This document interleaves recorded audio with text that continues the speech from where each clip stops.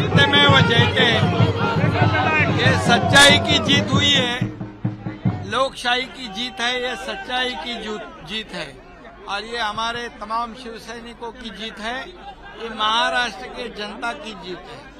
जिस तरह आरोप लगाए जा रहे हैं, लोकशाही में बहुमत को, मेजॉरिटी को महत्व है, मैं पहले से कह रहा था और इसलिए ये मेरिट के ऊपर दिया हुआ निर्णय है, इसलिए ये सच्चाई की जीत हुई है। जिस तरह आरोप लगाया जा रहा था उसके बाद जो फैसला आया दोनों पक्षों की तरफ से बराबर के जैसा फैसला आया, कोई आरोप नहीं हुआ, क्या कहना चाहिए? नहीं, आरोप तो लगाने का काम उन्होंने सरकार स्थापित हुआ उस समय से किया है। सरकार आज गिरेगा, कल गिरेगा, परसों गिरेगा, मुख्यमंत्री बदलेगा, ये तो पहले से उन्होंने आरोप लगाया और जो फैसला आज दिया है ये लोकशाही में कोई भी व्यक्ति पार्टी को अपनी निजी मालमत्ता, प्राइवेट प्रॉपर्टी की तरह यूज नहीं कर सकता है, मनमानी निर्णय नहीं ले सकता है। ये बहुत बड़ा झटका परिवारवाद और एकाधिकारशाही, हुकुमशाही तरीके से पार्टी चलाने वाले लोगों को दिया हुआ एक बड़ा झटका है। आने वाले दिनों में सर लोकसभा चुनाव भी है, उसको किस तरह फैसले के बाद से लोकसभा चुनाव को किस तरह देखते हैं?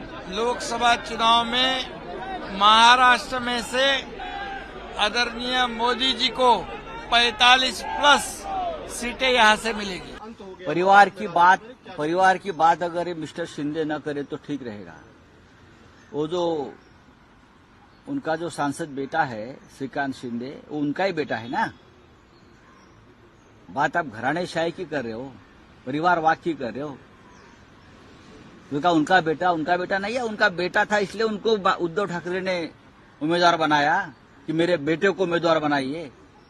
वहां हमारे जिला प्रमुख थे लांडगे, उसको उम्मीदवारी दी थी, उसकी काट कर अपने बेटे के लिए उम्मीदवार वो बनाकर लेके गए।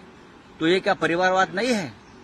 हाँ, आपका परिवार, हमारा परिवार क्या है?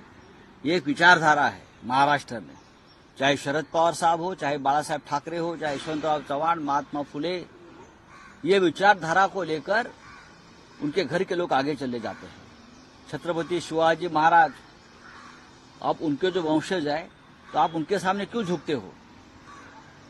ये क्या परिवारवाद है? क्या विचारधारा का ये एक प्रभाव होता है। उनको क्या मालूम है विचारधारा क्या है? इतने गुलाम है बीजेपी के। सर, आपने कहा कि असेंबली स्पीकर कल वकील की तरह काम कर रहे थे शिंदे गठ के लिए, यस, जिस तरह से वो डिक्टेट कर रहे थे, क्या कहना चाहिए? मैं यही कहूंगा, क्या कहूंगा, सुप्रीम कोर्ट ने असेंबली स्पीकर के ऊपर एक जिम्मेदारी दी थी कि आप एज ए ट्राइब्यूनल काम करिए, न्याय देने का काम करिए। लेकिन असेंबली स्पीकर जो हमारे हैं, जो बीजेपी के नेता है, पहले शिवसेना में थे, फिर और राष्ट्रवादी कांग्रेस पार्टी में चले गए, बहुत से पार्टी वो घूमकर अब बीजेपी में है। वो अब ट्राइब्यूनल बनाया सुप्रीम कोर्ट ने।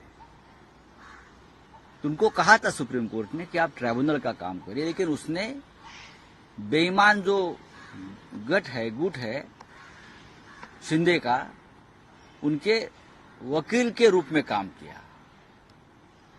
वो उनके लिए वकीली कर रहे थे। तो न्याय कैसा मिलेगा और सत्य कहाँ आएगा सामने? सर, हर चोरों की मंडल आपने जो है सामना क्या बयान आए स्पीकर के खिलाफ, तो मैं स्पीकर के खिलाफ नहीं बोल रहा हूँ, मैं ट्राइब्यूनल के खिलाफ बोल रहा हूँ। सर, विशेषाधिकार हनन, मैं ट्राइब्यूनल के खिलाफ बोल रहा हूँ कि ट्राइब्यूनल अगर गलत है तो ट्राइब्यूनल को गलत बोलूंगा मैं। विधानसभा स्पीकर को अगर ट्राइब्यूनल बनाया है तो ट्राइब्यूनल का काम करिए ना। आप किसी एक पार्टी के वकालत क्यों कर रहे हो? विशेषाधिकार हनन के ले आने की बात की जा रही है सर। असेंबली में ये कहा जा रहा है कि स्पीकर के दिए हुए फैसले का जो है अपमान कर रहे हैं। मैं स्पीकर का फैसले का बात नहीं कर रहा हूं, मैं ट्राइब्यूनल के फैसले का बात कर रहा हूं। स्पीकर भारतीय जनता पार्टी का नेता होता है, वो है क्या नहीं बताइए? स्पीकर निपक्ष होता है, इंडिपेंडेंट होता है, लेकिन ये चित्र आज नहीं है। और ये मुकदमा जो चल रहा था उसमें स्पीकर का रोल था ट्राइब्यूनल का, लवाज बोलते हैं हम उसको, न्याय देने वाली एक संस्था है। तो मैं उसके ऊपर बोलूंगा, मैं विधानसभा स्पीकर के ऊपर नहीं बोलूंगा, चाहे उसने कितनी भी गलती की हो, चलिए, थैंक सर, यू। राम मंदिर के इनविटेशन के लिए कांग्रेस नहीं जाने वाली है, मना किया है कांग्रेस। देखिए, कांग्रेस पार्टी की अपनी बात है, लेकिन हम सब लोग जल्दी ही अयोध्या में जाकर आएंगे। हमें किसी इन्विटेशन की जरूरत नहीं है। इंडिया गठ के बहुत से ऐसे हमारे साथी हैं, जैसे केजरीवाल जी है, उद्धव जी है, और भी लोगों ने संपर्क किया कि हम सब मिलकर अयोध्या जाकर रामलला का दर्शन करेंगे। अब मुझे लगता है रामलला ये कोई भारतीय जनता पार्टी की निजी प्रॉपर्टी नहीं है, पूरे देश, राष्ट्र और विश्व की प्रॉपर्टी है।